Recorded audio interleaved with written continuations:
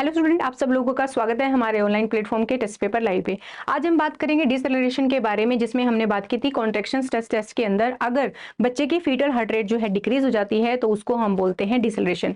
Deceleration हमारा 3 type का होता है, जिसमें हमारा अर्ली, लेट और वेरिएबल डिसेलरेशन आता है।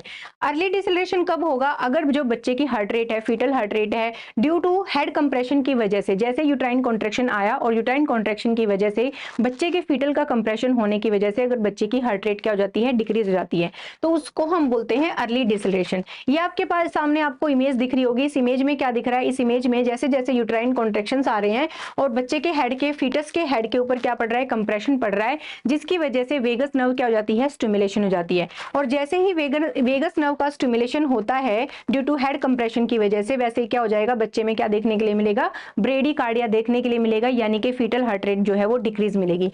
लेकिन जो ये हमारा किसकी वजह से? फीटल कंप्रेशन की वजह से, फीटल हेड कंप्रेशन की वजह से जो ब्रेडीकार्डिया होता है, ये इसके अंदर बच्चे की जो हार्ट रेट होगी वो नॉट लेस देन हमारी 100 बीपीएम से कम नहीं होगी, यानी कि जो बच्चे की हार्ट रेट होगी वो 100 से जो है वो कम नहीं होगी।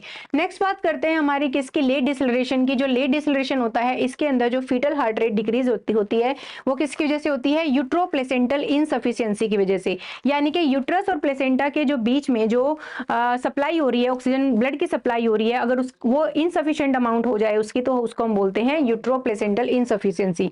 अगर ऐसा हो रहा है कि यूट्रोप्लेसेंटल इनसफिशिएंसी की वजह से बच्चे की हार्ट रेट डिक्रीज हो रही है, तो हम उसको बोलते हैं, क्या बोलेंगे उसको? लेट डिसेलरेशन बोलते हैं। और थर्ड जो चीज आती है, ये आती है हमारी वेरिएबल डिसेलरेशन। वेरिएबल डिसेलरेशन के अंदर अगर जो फीटल हार्ट रेट जो है डिक्रीज हो रही है, किसकी वजह से? अगर कोड कंप्रेशन हो रहा है। कोड कंप्रेशन यानी कि जो अम्बलाइकल कोड है, जिसके अंदर हमारी 2 अम्बलाइकल आर्टरी और 1 अम्बलाइकल वेन होती है, अगर उसमें कंप्रेशन हो रहा है अम्बलाइकल कोड पे, अगर उसकी वजह से फीटल हार्ट रेट डिक्रीज हो रही है, तो वो किसकी वजह से होती है? वो उसमें काउंट करेंगे हम वेरिएबल डिसेलरेशन के अंदर। तो डिसेलरेशन हमारा 3 टाइप का, अर्ली, लेट और वेरिएबल। अर्ली हमारा हेड कंप्रेशन की वजह से होता है, लेट डिसेलरेशन हमारा यूट्रोप्लेसेंटल इनसफिशिएंसी की वजह से होता है, और वेरिएबल डिसेलरेशन जो होता है वो कोड कंप्रेशन की वजह से होता है। अर्ली के बारे में हमने बात की थी कि इसके अंदर हमारी जो हार्ट रेट है वो 100 से कम नहीं जाएगी, और लेट डिसेलरेशन के अंदर जो फीटल हार्ट रेट होती है वो 100 से कम हो जाती है। और अगर वेरिएबल डिसेलरेशन की बात करते हैं तो इसके अंदर हमारे जो बच्चे की फीटल हार्ट रेट होती है वो 70 बीपीएम से भी कम हो जाती है। ऐसी क्लासेस के लिए लाइक और शेयर जरूर कीजिए। Thank you so much.